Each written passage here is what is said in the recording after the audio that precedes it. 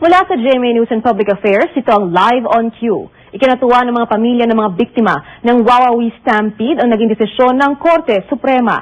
Ibinasura kahapon ang petisyon ng ABS-CBN Broadcasting Corporation na kumakwestiyon sa kapangyarihan ng DOJ na sampahan ito ng kaso kaugnay sa insidente.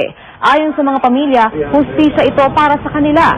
Mahigit 800 ang nasaktan sa naturang stampede. Halos 300 sa mga ito ang nagsama-sama na magsampa ng kaso laban sa ABS-CBN. 14 naman na pamilya ng mga namatayan ang sumali rin sa kabila ng tulong na natanggap nila. Naniniwala rin sila na dapat may managot sa nangyari.